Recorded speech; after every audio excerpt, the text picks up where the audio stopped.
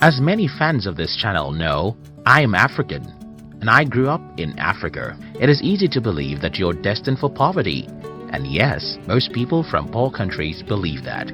However, when I was around 17, I started questioning such assumptions, and the reason for my different opinions is because I often see rich people even in my country. But there are some other explanations for the reasons why some people are rich in poor countries. It may be that these people do ugly or illegal stuff. Maybe their father is a politician who has stolen a lot of money. Or maybe it's just luck. Anyway, I decided to study how money works and see myself whether being rich has something to do with luck, stealing, or anything like that. By age 20, I already knew the formula of wealth creation, and I was ready to follow such formula.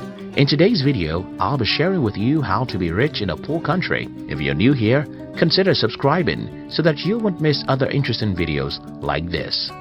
Riches has no home. In his book, The Science of Getting Rich, Wallace D. Wattles provoked us to think about something very important. He asked us to stop thinking about poverty as though it caused by certain geographical location, but because if poverty has something to do with a particular geographical location, then certain people in certain geographical locations will be poor, while everybody else will be rich. But that's not so.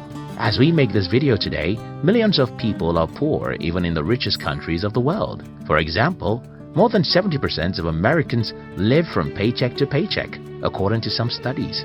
And think about this, many people even in the poorest countries of the world are very wealthy. What does this tell us? I think it's very simple. Money doesn't have anything to do with where you live. But there's another problem here. If money doesn't have anything to do with where you live, then why do we have more poor people in certain continents than others? Why do we have more poverty in Africa and Asia than in Europe or America? I think I have an answer, and that has to do with conditioning. Like begets like. The story was told about a farmer who brought an eagle's egg from his farm. When the farmer got home, he added the 3 eagle eggs with his chicken's eggs, and his chicken hatched the eggs with hers. Many months after the little eagles have been hatched, they are there right with the chicks, eating everything the chicks were eating, walking around the way the chicks walk around and having the same aspirations like those of the chicks. These 3 eagles grew up and lived their entire life just like chickens. They never flew or dared to leave like an eagle.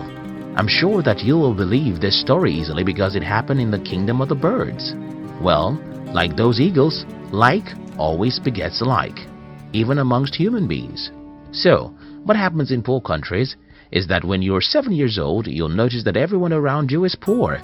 And not just that these people are poor, they always blame someone else for their poverty. At age 7, you may not understand these people, but by the time you're 17, you're already successfully initiated into their evil world.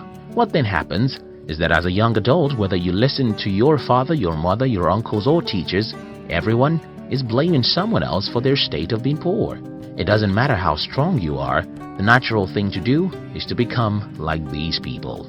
By the time an average human is 21 in a poor country, he has started thinking that the reason why he is poor is that the government or devil makes him poor. From this point, you can see how easy it is for these people to be poor and also make their children poor. It's pretty simple. Whenever you blame someone else for your life, what you're doing is folding your arms and saying, "It's not my fault. Let the man who causes man's poverty to come and make me rich. It's not my fault. Let the man who causes poverty to come make me rich." So the number one reason why most people are poor in poor countries is that everyone around them is poor when they are growing up. These people would not have become poor solely because everyone is poor. It's even worse because most poor people blame someone else for their poverty, and then they successfully teach their children to learn how to blame others for their lives. They have successfully destroyed such children's lives because they too will grow up not taking responsibility for their lives. The other problem about growing up in a community where everyone is poor is because you will never have any worthwhile mentor.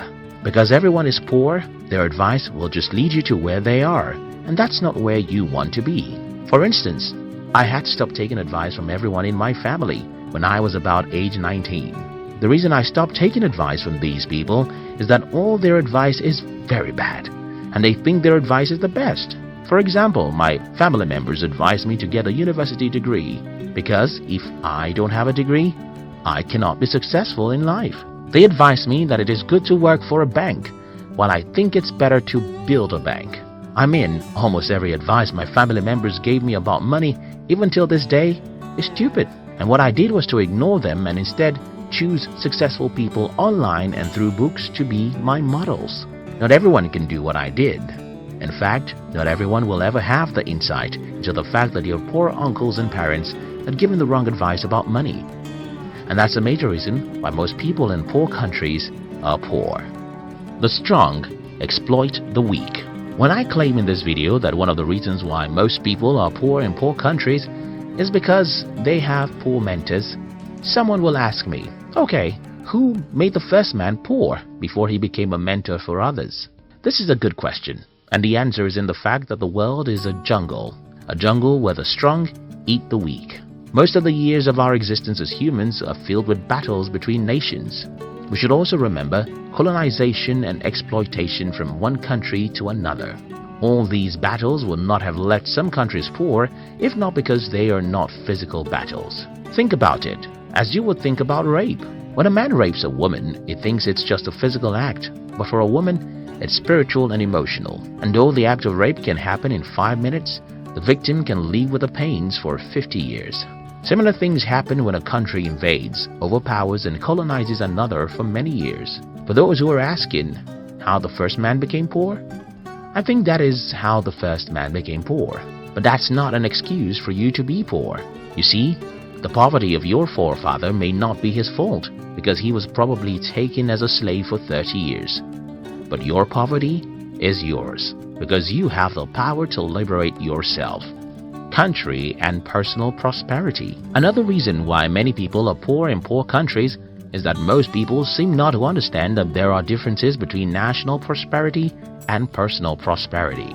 Because most people don't know that there's a difference between personal and national prosperity, many people in poor countries want to run to rich countries. Many Africans want to run to America. Many Indians thought they could migrate to Europe. And that's another problem. You see, running to a rich country won't guarantee your prosperity, because even in the country that you're running to, most people are still poor. Now that I've tried to pinpoint some of the reasons why most people are poor in poor countries, let me try and show you how to be rich in a poor country. 1. Disown every mentor you have.